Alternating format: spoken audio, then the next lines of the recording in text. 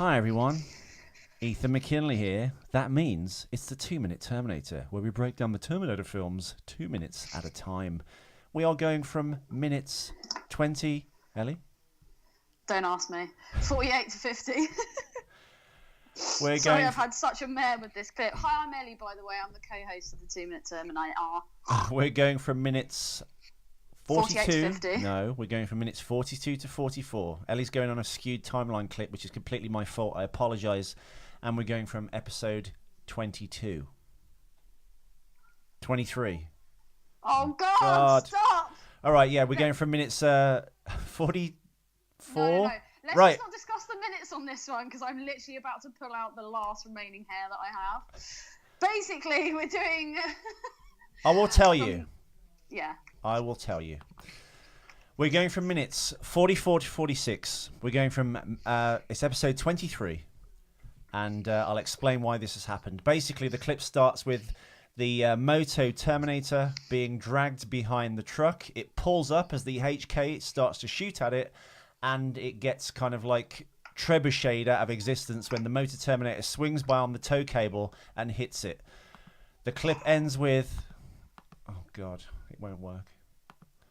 The clip ends with 3 tank busters flying into frame towards the bridge. Hey! Oh, this is the 2-Minute Terminator. Hit the fucking music. Indeed. Boom. Howdy, stranger. Don't say howdy, stranger, to me.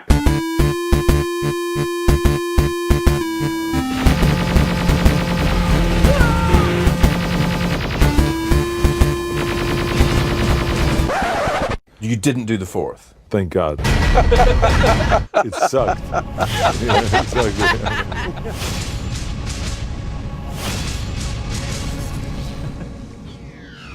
And we're back. I do apologise. We're both kind of up against it today. I'm meant to be working at a wedding, and Ethan's got to go to the gym, and then he's got another podcast with Kevin A. Ranson. Horror writer, movie critic extraordinaire. He also is the main administrator for Don't Cross the Memes on Facebook, which you should check out because it's pretty awesome. But it's mainly sponsored by and worked by Ethan McKinley. And if you put any memes on there that don't fit into the tight category that Ethan thinks are acceptable, he will name and shame you. While he just puts any old crap meme up he thinks is good. And again. And God forbid you put in a meme that's already been put in there like 6 months previous. Ethan, how are you today? I'm good, thank you. Good. I'm just trying to get this music to work, but it's been blocked by copywriters. I apologise, everyone. YouTube, seriously. I know. They need to either sort that shit out, or we need to develop a new YouTube that doesn't take down all the videos. We are. Well, as we said, it's episode 23. We're going from minutes 44 to 46. I say that with absolute confidence in my voice, as you can hear. It starts with the moto-terminator being swung up and hitting the flying HK, therefore stopping it from attacking the truck. And then as we do that, it ends with three flying tank buster planes flying into frame to help, basically, and take down this kind of mobile people carrier. HK. I'm just going to stop talking. Basically, it's a big to-do on a bridge. There we go. That's the name of the episode. A big to-do on a bridge. Whoop-de-fucking-do. Basically, what happened was, Ellie, when I was doing the minutes, I think the minutes have overlapped by 20 seconds. It won't really matter in a hill of beans, I think, to the show, because it will just mean we'll have an extra 20 seconds on the credits to talk, basically, after the film finishes. Stop saying basically. It doesn't really finish. You know what? I say basically on this all the time, and I say in a sense unquestionable. I've got separate earworm memes for each show. Because there's nothing basic about your questionable podcast.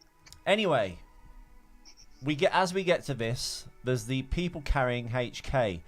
As Anton Yelchin and the girl get thrown out of the truck as it gets spun round by the HK, which is now attached by the cable to the truck, they go falling off the bridge. You think, oh my God, Anton Yelchin's going to die. And the little black girl whose name escapes me, Star. And they get caught by the 2 robotic hands of the Terminator, Optimus Prime style, like when he catches Samuel Witwicky in the Terminator films. Which I asked the question, how the hell, if you were under a bridge like the troll from the Billy Goat's Gruff and 2 things fell off, how would you have one one, the reaction time, and two, be able to see them to grab two things without knowing they're there. I appreciate these are machines, but Ellie, come on, I ask you, how are these clunky looking like pre-Terminator before they get to the sexy chrome things we assume Terminators grab two people like that? I don't know. I have no idea. And also how it could grab two people without crushing every single bone in their body, I also don't. It's like the Jackie Chan of like Terminator arms. I'll just let that settle. Let that sit there. Ellie? Oh, God. Technical problems. See, this is what happens, folks, when you do a show. Under pressure, of course. I mean, you know, you got to figure this that. But here I am talking to myself. With, like, Jeff Goldblum in the back of the Ford Explorer when Dr. Ellie Sadler gets out of the truck and just goes, I think, to see Dr. Alan Grant. And he's like, now here I am talking to myself after explaining chaos theory, the essence of chaos theory, which is exactly what he was talking about. Let's call Ellie back. It's kind of nice being just me and you listeners, isn't it? Like, intimate. Maybe we should just do an episode with just me on my own. I mean, we did try that once before. You know that, right? Do you remember that one? Well, I didn't actually record it, man. I got 10 minutes in and I just ran out of stuff to say. Usually I'm a good talker, but on my own, I know you're out there listening. But maybe it is just us. And Ellie's back. Sorry, We're having I don't know what is going on. I thought you just cancelled the call. It just said call ended. No, it's so, you the minutes are running, but you just weren't there, and then it stops. And then I was trying to ring you, and you never pick up, and then you rang me. Oh God. We apologise, listeners. I had a nice little. I've said what I've said about you, Ellie, in your absence. So you'll have to listen to the show to understand, and you know. Oh, what have you said? You'll have to listen to the show. You should listen to the show anyway. You used to. I do listen to the show. Anyway, as I was saying, the next thing I have a vague issue with is the way Sam Worthington falls off. I mean, I guess it's done intentionally. He falls off the HK into the maybe the Colorado River. Yeah. He bounces like a stone on the river. If he's a Terminator, would he bounce like that? Well, no, he kind of skims. I guess it doesn't really matter how heavy an item is if you skim it properly. I'm skimming stones. Yeah, really weird. So, what do you think? What do you think of the people carrier? I quite like the people carrier. Why do you like the people it's carrier? Got a gun for a head. I don't know. My only question is the robot. Is that robot on the top part of the people carrier? Or I think it is, yeah. Is it all right, so how would that work? What would be the point of it? Is it to just sort through people and pull them out? Because presumably that HK would land, the doors would open, and then like T600 Terminators would like shoo them out. And they would handle a kind of like moving the herd, as it were, like livestock. Yeah. This robot with two giant arms sticking out the top of the HK doesn't seem to make a lot of sense. Unless you can actually get off and go, right, you go over there, you do this, move that one over there, pick one up. You know? Another thing that I've got a bit of a qualm with is the fact that that motorbike Terminator caused so much damage to that HK. Look at the size difference. Well, it hit the engine, didn't it? That's the problem. Oh, I didn't realize it hit the engine. Yeah, it swings round, like, round the neck, like, and it just hits the engine. So, wait, that people carrier is in the HK? Yeah, it's either standing in it or part of it. I guess it's part of it. It just doesn't seem to have any practical purpose. Because even if, like, you could say, oh, it flies close to the ground, it, like, plucks them, picks them up, and drops them in the basket like a Bigfoot. Yeah, but the arms aren't long enough to kind of reach past the engines of the HK and put them in. It's only good if you're actually falling off a bridge. So, I don't know, did Terminators just herd people to bridges in order to get this like perfect storm of events where you like catch people? Also, something else I've got a qualm with. I've just seen Marcus Wright gouging holes in the, I guess, the perforated metal so that the human beings inside collapse. Again, I mean, would that metal be so flimsy that he could just smash into it with just a standard axe? No. I would have thought the metals that they would have used would have been like crazy hardcore. I would think so. And it also, I don't know, one or two things. They're trying to allude to the fact he's strong enough to hack through it as a machine. But I would assume, like you said, the metal is so thick. If he hit that with the force of a machine against that metal, I think the axe handle, the wooden bit, the weak bit, would just snap. Yeah. Because it's like tinfoil, isn't it? With enough force. We get to see your favourite. Oh, by the way, Ellie, I've just discovered. Look at now when the Terminator again slams him onto the thing and doesn't kill him. Yeah. We get a close-up look at it. It's exactly the same thing that was at the gas station. So it's a walkie-around Terminator with Terminators in its legs. So it's not part of that machine. So I guess it herds people, harvests them, picks them up, and then throws them into the basket, and then gets back on the machine.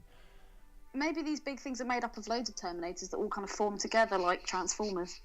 Voltron. Ultron, yeah. No, Voltron. Oh. Shut up, Ellie. No, Ultron is one thing with a things. consciousness spread over multiple machines. That's different. Oh, so yeah, I didn't know that. But, oh, this keeps It's going back okay, into don't worry. the previous clip. Back An to the interesting thing though in the people carrier. Now I've gone over this a million times, but I still can't see it, even as I watch it now. The late great Stan Winston of Stan Winston Studios, which is now weirdly, now he's dead, called Legacy Effects. Why they wouldn't just keep calling it Stan Winston Makeup Studios in honor of the man who started it, who's now dead, therefore legend in a sense? Yeah. Questionable. Why they call the company Legacy Effects, I have no idea. But then you've got the Stan Winston School of Special Effects and things. Anyway, whatever. In the group, in this kind of concentration camp Schindler's List bag of people that they've got in this HK, waiting to be taken to experiment or execution, apparently is Stan Winston. I can't see him, but he's in there, allegedly. Mental. Question: why would the people carrier have just saved the children and not Marcus? Let's have a look. I think it... Or collected the children, because it blows up the lorry that Marcus is still driving. Yeah. But it... Obviously, the kids get pulled out, but then they get taken and put into the people carrier. Well, Marcus jumps off the bridge. Now, the only thing with it is really... No, Marcus jumps off because the HK fires at it. No, I know, but I'm saying... And the whole thing explodes. So that means the HK can't tell that he's a Terminator at all. I know, but for continuity... No, it can't. That's a good point. Maybe it's not as smart as the actual regular walking around Terminators. I don't know. But that thing is too far away from the bridge for him to make that jump, so I think they're just trying to suggest that the explosion of the truck pushes him towards it. Through him. Well, that was bloody lucky. In Mission Impossible 1 style at the train scene. But yeah, he falls off that, he gets blown up, he catches this thing, and then he gets slammed onto the deck by this HK walkie-aroundy thing with Terminators in its legs arm. That is the correct term for the Terminator, by the way. Walkie-aroundy thingy. Technical jargon for you there, people. We get to see Bryce, your babe, at the end of this particular 2 minutes as well. Yeah.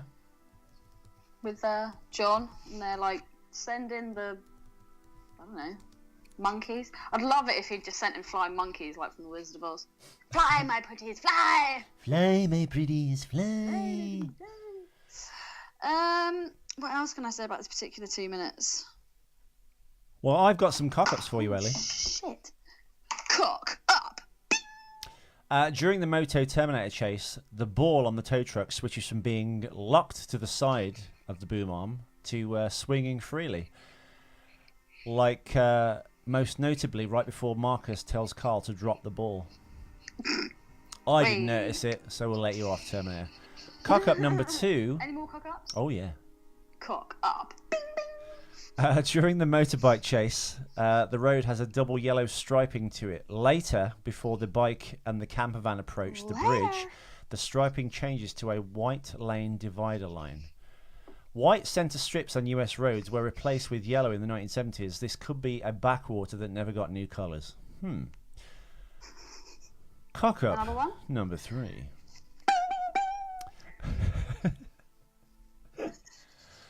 You love the cock up. During the motorcycle chase sequence, after the ball on the end of the tow truck snags the Terminator and starts dragging it, just before the truck goes over the bridge, you can see the drag lines made on the right side of the road during principal photography by the animators to add the CGI ball and cable of the bike in post.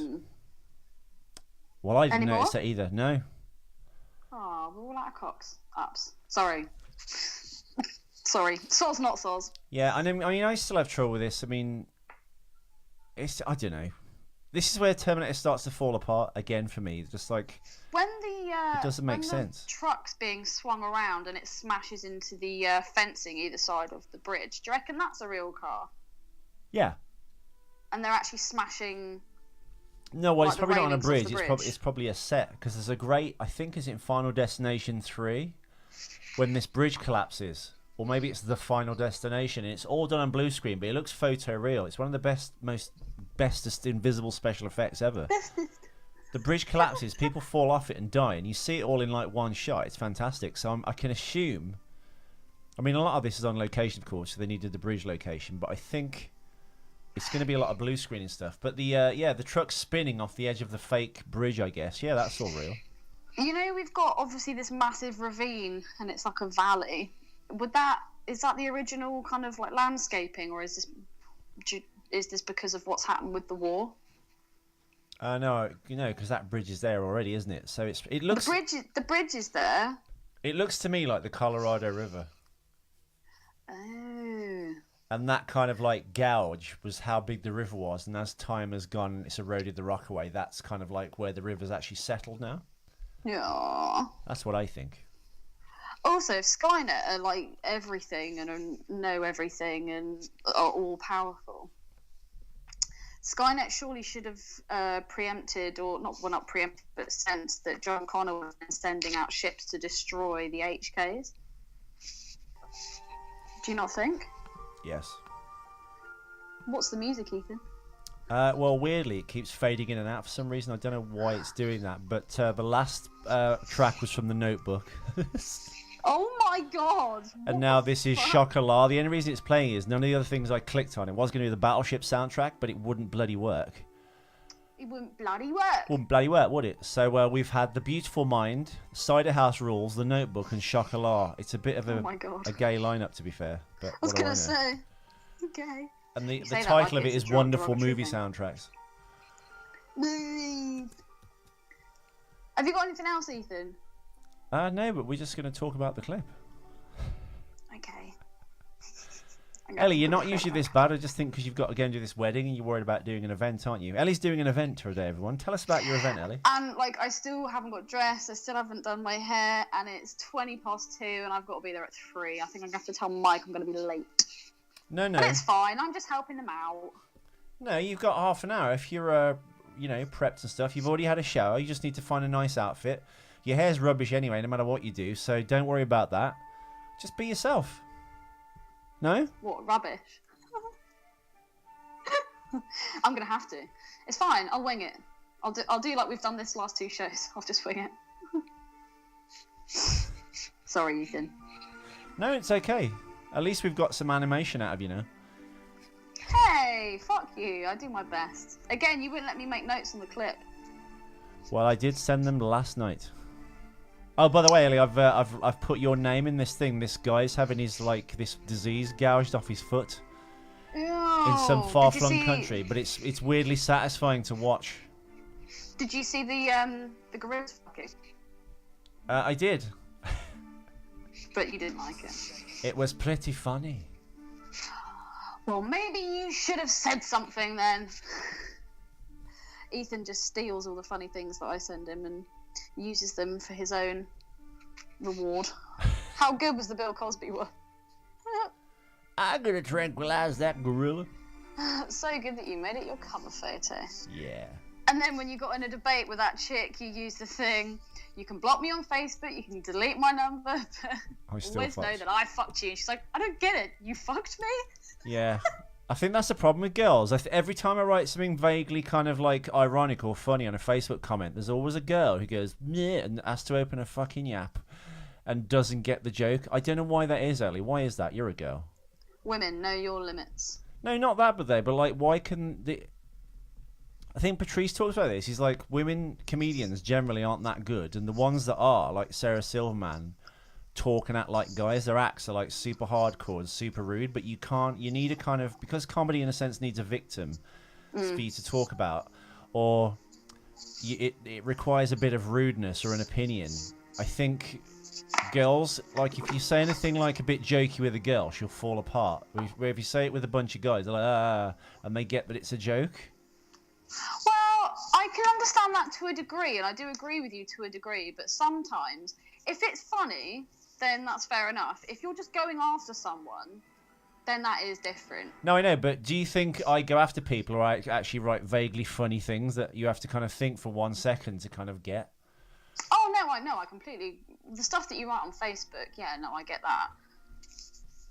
That's quite obviously you're just trolling and trying to provoke a reaction. But I don't like this word trolling because it's like the word conspiracy theory. It's now used as like this black mark. Oh, he's just trolling. It's just like, I don't think you understand what trolling actually is. Trolling is someone, like it's Justin Bieber says something on Twitter and then someone goes, oh, you're a piece of shit, Bieber, you look like a girl. That's trolling. That's trolling. If you say something funny or ironic, that's not trolling. So what's that then? It's just saying something funny or ironic. It's just being a fucking badass. Drops the mic. Yeah. Like my thing, alright, my thing on Centre Parks. That's not trolling because that video, you saw that video, didn't you? On what did you see in that video? For wilderness. Just posh white people. Yeah. Doing posh white people things. And I wrote... But that's kind of like what festivals are like. But you never see black people at festivals as a rule, right? Oh no, I've seen black people at festivals. Alright, but do you associate... A festival seems to be a kind of like a... predominantly white thing. Yeah. Yeah. But I don't necessarily think that's... I'm with the black people on this one, by the way. I think they're a bit boring. Yeah, but Ethan, the things that you find exciting, other people would probably either find boring or a bit weird. But that's okay, because everyone is different, and we don't judge, do we, Ethan? I judge all the time.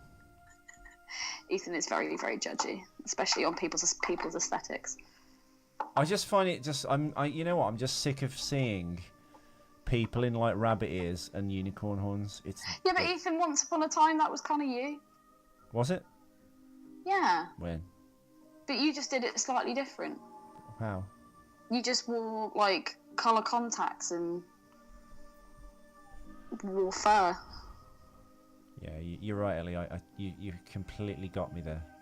Fuck you. I went. Do you know what? I reckon if you were still friends with all of that group, you'd still be doing that shit. I would. Not really. I didn't do it then, Ellie. You love getting dressed up. I went to one festival and hated every minute of it and never did it again. I'm not 5 years talking ago. about a festival. I'm talking about getting dressed up. You loved getting dressed up. As a rock god. Yeah, you did lots of different things. You did Mad Max. You did like Braveheart. You did that really cool. When you did that L'Oreal thing, you got dressed up as that kind of really I know, Ellie, scary, but do you think what I'm talking about now is anything like that?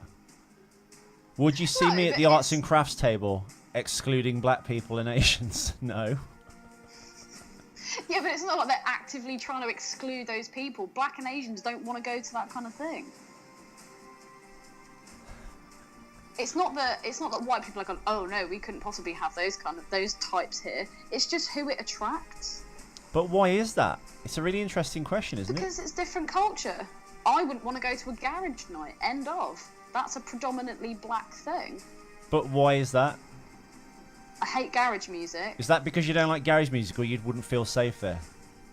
Both. Why wouldn't you feel safe there? I went to a night where it was in Vauxhall, and the club had been split into two parts. In one part it was house music, and in the other it was garage. You had to walk through the garage room to get to the toilets, and literally as soon as you walked in there, being a white female, you've got all the black girls that are looking at you and kissing their teeth and trying to start fights with you because there are black dudes that are trying to like hook up with you. Because white girls put out more than black girls. They hate that. They're like, oh, these white women take our black men. And then on the flip side, you've got all the black men like literally feeding your pony as you make your way to the fucking bathroom. Why is that? Because white women put out more than black chicks? Well, from what I hear, black chicks actually don't give head. Really? Yeah. Why is that? I think it's like a religious thing. I don't know. That's what I've been told, but I was actually told by a black gentleman that apparently black chicks aren't really into the whole putting penis in their mouth. I don't see the problem with it. But yeah, so no, I wouldn't go to a garage night because that's not my preference. So I don't think this particular festival is saying no black people, no Asians, but it's just not something I think that they would actually want to go to. I didn't charge you for the berries. Anyway, we massively, massively digress. Is there anything else you want to say on this 2 minutes, Ethan? No. So we'll leave it at that. We had a nice little chit chat. We obviously broke down barriers. We solved the race problem in this country, and nay, the world. Nay, the world. We will be back tomorrow with 2 more episodes. Well, I'll record 2 more episodes on the Sunday, and we'll be nice and prepared. And I'll send Ellie what she needs. Now, Ellie, which clips have you got? 24 is the last one you've now sent me through that WeTransfer. Okay. You sent me 22, 23, and 24. Okay. So we're up to date. So whatever you send me next needs to go 25, 26. I will send you 26 and 27 now. No, 25 and 26. We haven't done 25 yet. That's what I meant. Oh, God! This is what happens when you do a podcast with a dyslexic person. No, it's when you have to stay up all night logging the minutes for this film, and I think your brain just starts to rot a little bit. Getting a bit addled. Addling your brains. Addled brain. Well, have fun at your wedding tonight, Ellie. Pardon? Have fun at the wedding tonight. I'm sure you'll find some young buck to put his seed in you in one of the marquee tents when you. I've traveled over 5,000 miles to give you my seed. Oh, God. Yes, and I hope you enjoy your podcast with Kevin. He is an absolute hoot. So I've got absolutely no worries, and you will be yourself. He may not be in person. Yeah. Yeah, but well, do give him my regards. I will. I'm sending Ellie the clips to you now. Sending me clips. Nobody watched the clips. Yeah, so... follow us on Twitter. Listen and watch the episodes on YouTube, as Ethan does spend so much time, love and attention in making them look awesome. About 3 hours per episode. Like us on Facebook, share it, listen on SoundCloud. Basically, if you like what we do, just give us some support. And Spalding, keep writing in. Give us some more comparisons on who we think's hot or not. Actually, I think that should be part of the show, hot or not. Well, I mean, I'm trying to think... and keeping it within the Terminator. You know what? We'll argue over who's hot or not between the Terminator's leading men. So, listeners, you pick 2 of the Terminator leading men. Doesn't matter which film, we can cross over. You can say, like, oh, Kyle from the first one versus Carl from the fourth one, or this chick versus Arnold. I don't know. Come up with some wacky combos and we'll duke it out. Again, we digress. Thank you so much for listening. And tuning in. Thank you all for listening. Hasta la vista. Baby. Have fun at your wedding tonight, Eleanor. Bye. Shut the fuck up. Shut the fuck up. Shut up if you can't take a joke. You are trashing my scene. Shut the fuck up, would you? Shut the fuck up. Shut up if you can't take a joke.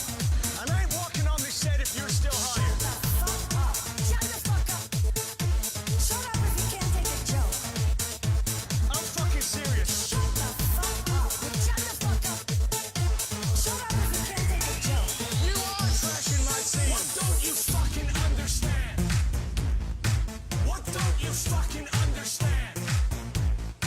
What don't you fucking understand? What don't you fucking understand? What don't you fucking understand? Fucking kick your fucking head. What don't you fucking understand? Fucking kick your fucking head. What don't you fucking understand? Fucking kick your fucking head. What don't you fucking understand? Fucking kick your fucking head. Seriously, man, you and me, we're fucking done professionally. Fucking ass.